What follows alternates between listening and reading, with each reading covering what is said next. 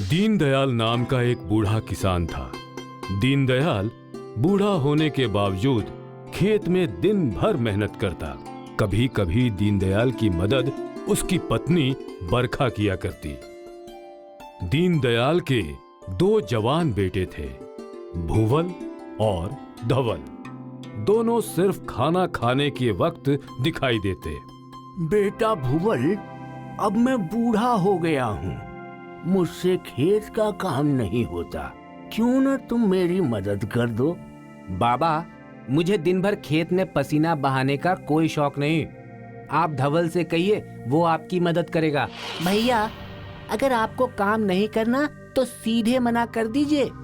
सब मुझ पे क्यों लाद देते हो? मैंने कहा तुझ पे कुछ लादा? अभी तो आपने बाबा को मुझे खेत में काम करने के लिए जाने को कहा। तो क्या हुआ, तू भी मना कर देना। वो तो मैं करूंगा ही, पर आप ऐसा मत किया करो। चुप बैठो दोनों, जब देखो लड़ते रहते हो।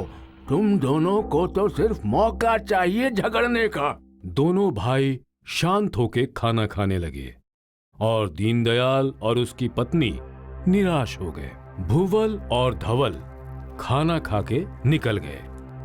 अब तुम ही बताओ भाग्यवान, मैं क्या करूं? आप ही ने इन्हें बिगाड़ दिया है। मैं ना कहती थी कि इन्हें बचपन से ही काम काज सिखाइए। अगर मेरी बात सुनी होती तो आज ऐसा नहीं होता। हाँ, मुझसे बहुत बड़ी गलती हो गई।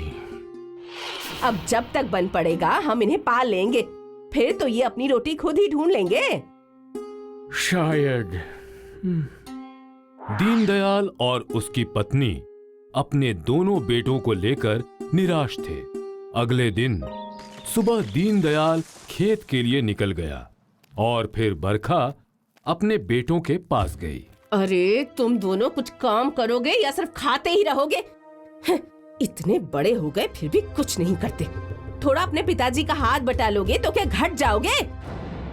देखो तो, वो दिन भर खटते रहते हैं ताकि तुम दोनों खा सको, और एक तुम हो जिनके कानों में जूं तक नहीं रेंगती। दोनों के दोनों निकम्मे हो। माँ की जली कटी का भूवल और धवल पे कोई असर नहीं हो रहा था। दिन बीतते गए और दीनदयाल की तबीयत खेत में काम कर करके खराब होने लगी। वो फिर भी दिन में खेत में काम करता और शाम होते ही खांसते खांसते घर लौटता।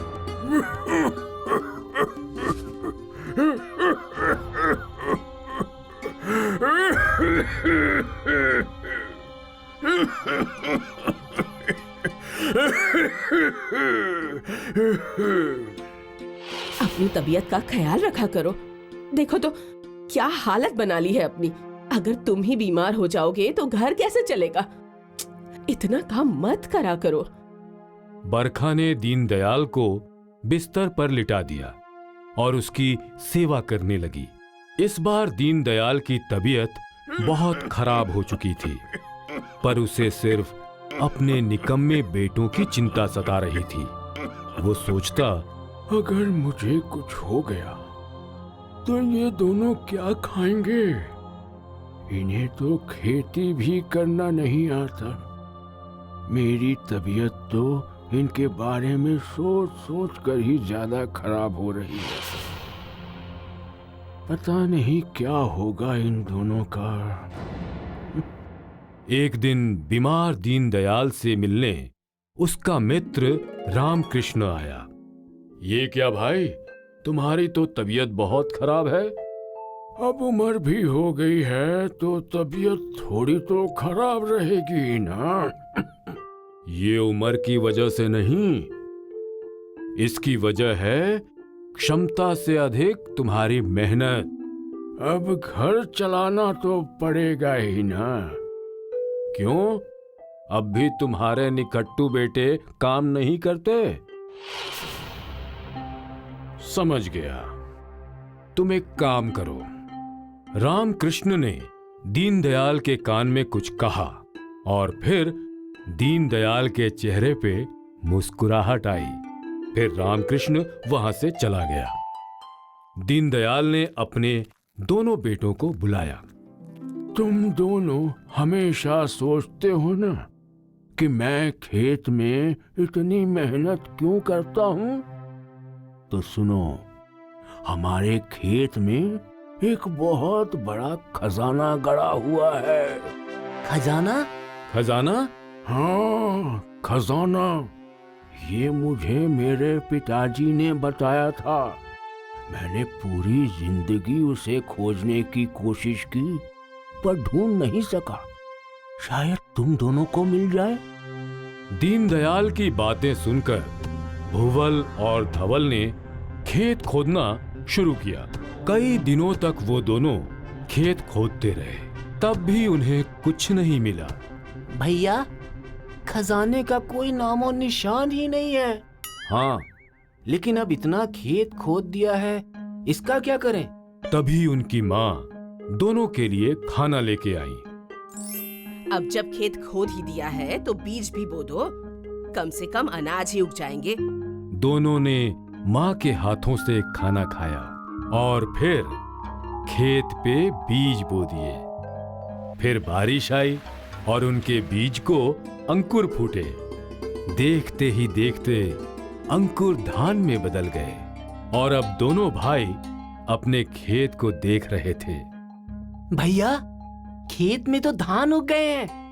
हाँ, फसल तो बहुत अच्छी दिख रही है। चलो, इन्हें काटते हैं। दोनों भाइयों ने फसल काटना शुरू किया और सारा धान काट के उन्होंने एक व्यापारी को बेच दिया, जिससे उन्होंने बहुत सारे पैसे कमा लिए। दोनों भाई मिले हुए पैसे देख बहुत खुश हुए। देखो, हमने कितने पैसे कमाए। चलो, बाबा को ये दिखाते हैं। हाँ भैया, हमारी मेहनत रंग लाई। दोनों भाई खुशी खुशी अपने बाबा के पास पहुंचे। ये देखिए हमारी कमाई। बहुत अच्छे। और पता है पिताजी, हमने आपसे भी ज्यादा कमाया। भगवान करे तुम दोनों और मेहनत करो और इससे भी ज्यादा कमाओ। खुश रहो मेरे बच्चों। भुवल और धवल के चले जाने के बाद बरखा दीनदयाल के पास गई। पर ये चमत्कार कैसे हुआ? क्या सच में हमारे खेत में खजाना छिपा है? नहीं भाग्यवान, ये तरकीब थी रामकृष्ण की। उसने कहा था, सिर्फ धन की लालच ही मेरे निकम्मे बेटों को मेहनत के मार्ग पे ला सकती है। और वो बिल्कुल सही था। हाँ? बहुत बहुत शुक्रिया रामकृष्ण भैया का। अब उनकी बदौलत हमारा जीवन बदल गया और हमारे बेटे समझदार और मेहनती बन गए। दीनदयाल ने खजाने का लालच देकर अपने निकम्मे बेटों को मेहनत करना सिखाया और फिर भुवल और धवल मेहनत के मार्ग पे ही चलने लगे। इसीलिए कहते हैं, मेहनत का फल हमेशा मीठा होता है। हाय, मैं हूँ शाइनी। अगर आप मुझे ऐसे ही देखना चाहते हैं तो इस वीडियो को जरूर शेयर करें और हाँ, इस चैनल को भी सब्सक्राइब करना ना भूलें।